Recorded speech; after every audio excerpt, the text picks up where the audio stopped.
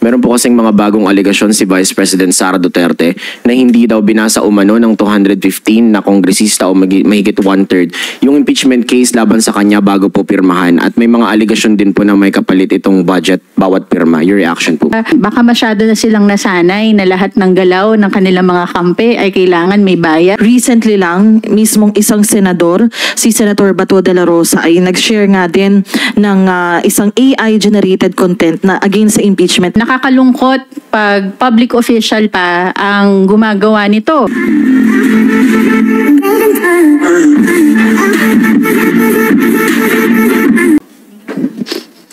Thank you, Mela. Earl Tobias from IBC 13. Attorney Princess, good morning po. Ma'am, natanong ko rin po nito kahapon na si spokesperson o impeachment, si Attorney Odi po. So getting your side na lang din po as the House spokesperson. Meron po kasing mga bagong alegasyon si Vice President Sara Duterte na hindi daw binasa umano ng 215 na kongresista o mahigit 1/3 yung impeachment case laban sa kanya bago po pirmahan, at may mga alegasyon din po na may kapalit itong budget bawat pirma. Your reaction po, ma'am? Siguro dapat maging klaro tayo dun sa mga paratang na ganyan. Hindi pwedeng dinadaan lagi sa intriga yung mga ganitong aligasyon, lalong-lalo na pag ang sinasabing aligasyon ay paninira hindi lang sa integrity nung individual na representante na pumirma, kundi mismo dun sa institution na kinabibilangan ng mga representanteng ito. Nung sila ay pumirma at sumumpa, kasama dito yung pagsasabi na sila ay binasa nila at naintindihan nila at pinapatunayan nila na sila ay sang-ayon para ituloy ang impeachment laban kay Vice President Sara at i-transmit ito sa Senado. Tungkol naman sa may nakuhang favor or bayad ang ating mga representante, naniniwala ako na yung 200 plus na congressmen na pumirma doon sa impeachment ay pumirma hindi para sa halaga o anumang pabor na makukuha, pero para sa paninindigan, sa sarili nilang paninindigan. Baka masyado na silang nasanay na lahat ng galaw ng kanilang mga kampe ay kailangan may bayad. Pero dito sa Kongreso, dito sa Kamara, hindi ganyan ang mga miyembro ng Kamara na kailangan bayaran para gumalaw. Ang importante, meron silang integrity at meron silang paninindigan sa kanilang mga desisyon. Thank you, ma'am. Kakabit lang din po ng istoryang impeachment. May stand po si Senate Minority Leader Coco Pimentel tungkol po sa usapin ng inhibition ng mga senator judge. Basahin ko lang po yung part ng statement niya. Kung kapag inhibit, nakakalusot pa siya, di na kailangan sabihin kung ano yung posisyon niya. Guilty ba or not guilty? The Senate Minority Leader is calling for the senators to actually take a stand po na wag na mag-inhibit, mag-convict or sabihin na convicted or acquitted based on their own judgment po. Kayo po ba, ano po yung take niya sa inhibition?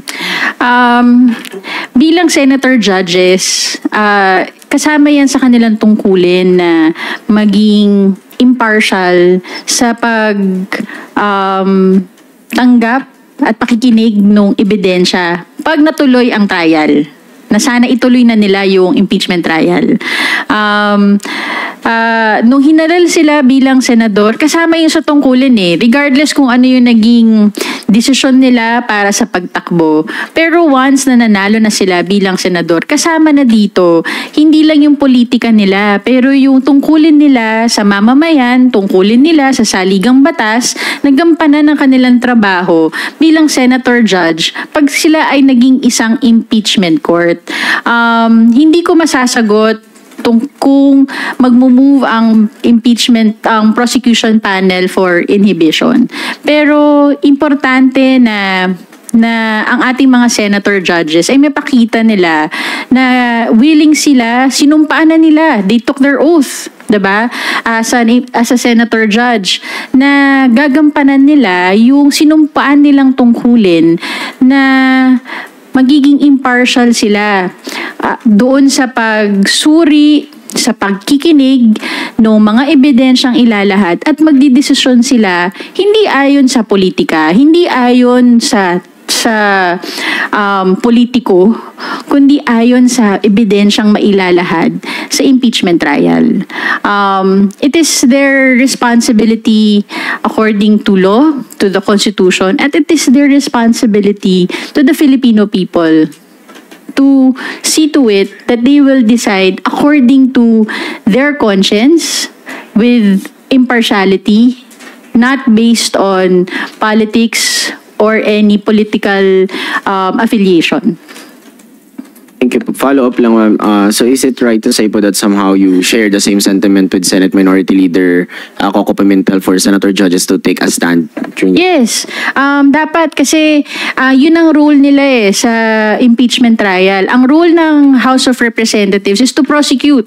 We have the prosecution panel that were given by the plenary the authority to prosecute the articles of impeachment. We also have our own spokesperson for the impeachment prosecution panel para mapaliwanag yung mga detalye na nangyayari. May kanya-kanya tayong role dito sa lahat ng prosesong to. Gagampanan ng Kamara ang kanilang role sa prosesong ito. Kailangan gampanan din ng Senado ang kanilang tungkulin at obligasyon ayon sa konstitusyon para sa mamamayang Pilipino. Thank you. Last na lang po from my end, ma'am. Yung dun lang sa usapin ng wage hike, balikan ko lang po. Ngayong papasok na yung 20th Congress at pumasa naman sa huling pagbasa ng Kamara yung panukala po. Ano po ba, for the public lang, ano po yung fate ngayon ng 200 peso wage hike bill? Pwede po ba itong isalang ulit sa next Congress o maging priority ulit? Thank you po. Definitely, pwede siyang ma-file ulit sa 20th Congress. At binanggit na natin to noon at uulitin ko, patuloy tayong makikipaglaban para sa maayos at sapat na sahod para sa manggagawa at balancing batas para naman sa proteksyon din sa ating mga small, medium enterprises. Yun ang gusto ng Kamara. Hindi lang yung batas na maganda pakinggan sa publiko, pero isang balancing batas na makikinabang lahat ng stakeholders, ang ating manggagawa at ang ating mga employees at ang mga employers. Thank you, Earl. Tina Pangariban Perez from GMA7. Ma'am, balikan ko lang po yung sa tanong ni Mela on fake news. Doon sa measures na ifa-file po sa 20th Congress, do you think dapat mas mabigat yung parusa para sa public officials who will spread, create, propagate misinformation, disinformation, and malinformation? Well, as public officials, we all have a greater responsibility to advance truth and to avoid disinformation para sa public. Gusto natin ang bawat mamamayan ay laging pag sila'y nagdidesisyon ayon sa tamang impormasyon. Now, kung ano yung magiging penalties for public officials, it's really up to the plenary, to the members of the 20th Congress to initiate the legislation and discuss what would be the right penalties for public officials that knowingly, intentionally, and in bad faith propagate fake news, disinformation, and use AI-generated content to cause intrigues, instability, destability, and yung mga paninira sa ating proseso. Ma'am, on impeachment naman po, may statement po kasi yung spokes ng impeachment court na hindi raw sa kanila ang foot dragging kasi ang dami raw nilang nagawa in 1 week. Yung process daw ang mabagal gumalaw, tapos disrespectful din daw ang litigants kapag kine-question nila yung korte. Kung gusto raw ng House na mapabilis yung proseso, i-file na raw yung dapat i-file. Well, action speaks louder than words, no? Siguro nakita naman natin yung mga nangyari sa mga huling araw tungkol sa ko-convene ng impeachment court. But yung katulad nga ng sinabi ni Presidente, we want the impeachment process to just continue. It is up to the prosecution panel to file the necessary motions that they need to file. But ito lang din po, no, paklaruin ko lang din. Yung mga requirements na hinihingi pa sa prosecution panel, hindi yan kasama sa Constitution eh. Ang requirement lang ng Constitution, a verified complaint that is sufficient in form and substance. That was voted upon by the members of the House of Representatives. That was transmitted to the Senate. A certification similar to a certification of non-forum shopping, we do not find that in the Constitution. We need to abide by what is provided by the Constitution. Whether galing sa House or galing sa Senate. So, ang gusto natin maging maayos at tama yung proseso. And naniniwala naman din po kami that the House Prosecution Panel is ready.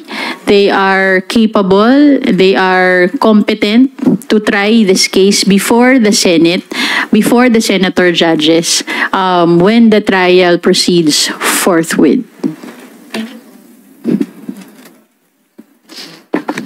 Thank you, Tina. Haji Camino from Brigada News. Attorney Princess, good morning po.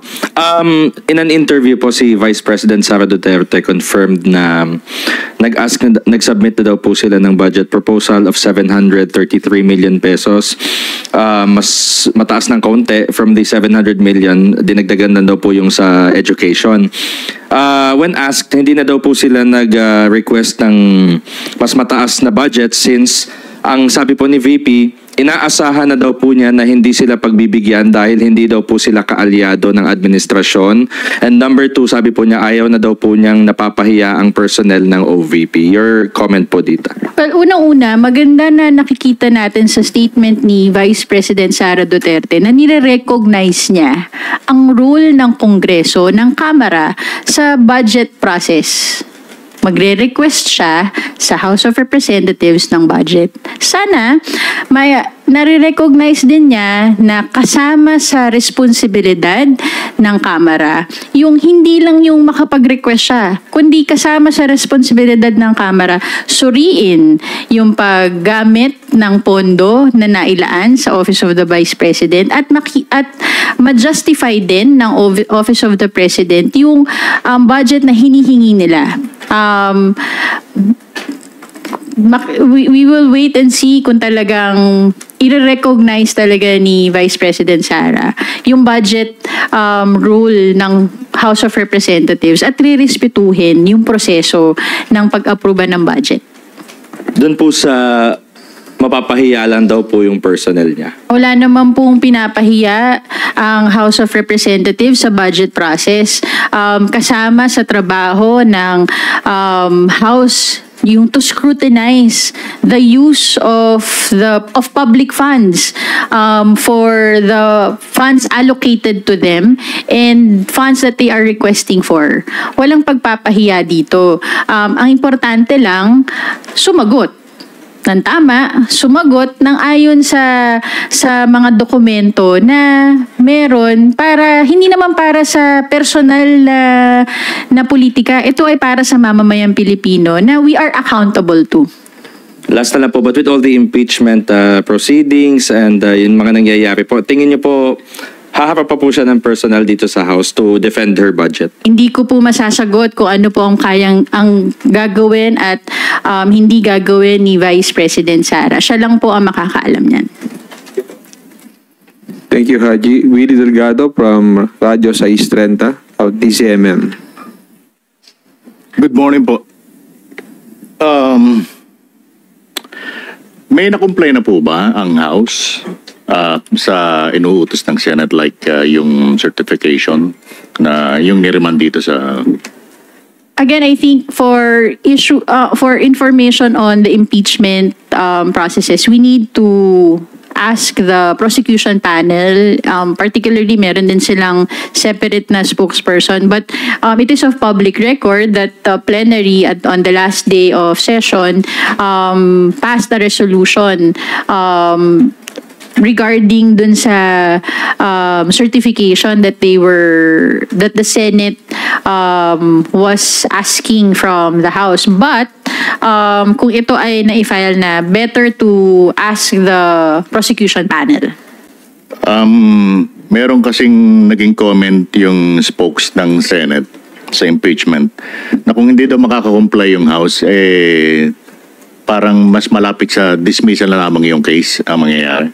Again, hihilingin lang lagi natin sa impeachment court, which is the Senate of the Philippines, na sa lahat ng kanilang desisyon at actions regarding the impeachment trial, dapat ay nasusunod yung alituntunin ng saligang batas. Kung yan ba ay nasa rules nila, hindi ko po yan masasagot, pero naniniwala ako na ang to try and decide yung nakalagay sa saligang batas ay hindi to dismiss the case outright. Kasama dun sa sinasabi ng saligang batas na to try and decide is to receive evidence, to decide based on evidence. So sana yun ang makita natin na mangyari sa impeachment trial na ito. Alright. May ilang pong mga legal luminaries nagsabi na pwede daw makasuhan ng isang judge na mapatunayang sadya nagdidelay ng process. Sa tingin niyo, saklaw ba nito yung mga senator judges dahil since hukom din naman sila? Unfortunately, ayokong magbitaw ng opinion na hindi ako eksperto. Nakikinig lang din ako sa mga legal luminaries natin na nagsasabi based on their experience and kanilang research. Kaya nga, bilang tagapagsalita ng House, ang pwede ko lang masabi ay ang hilingin sa senator judges to ensure that they will comply and perform their roles in the impeachment trial as senator judges, to sit as a senator judge, to receive the evidence and decide the case based on the pieces of evidence that will be presented with impartiality, not for political reasons, but for justice and accountability na hinihingi ng mamamayang Pilipino. In case may plano ba ang House po kaya na prosecution panel na silipin nito? Hindi ko po masasagot at hindi po ako makakapagsalita para sa prosecution panel tungkol sa issue na yan. Okay. One last point. Ba't po kaya gumamit pa ng AI si Senator Bato para magsalita for BPSA? Wala ba sila makakuha tunay na tao? Hindi ko rin po masasagot yan dahil hindi naman po ako si Senator Bato to speak for him. Pero marami naman, sabi nga niya, di ba, madami naman din taong bayan siya nakakausap. So, hindi ko alam kung ano yung naging dahilan niya sa pag-share ng mga AI-generated contents for their own narrative. Linawin ko lang po. Taong bayan, taong bayad. Ano po yun? Your guess is as good as mine. Pagkakarinig ko po taong bayad. Sorry. Salamat po.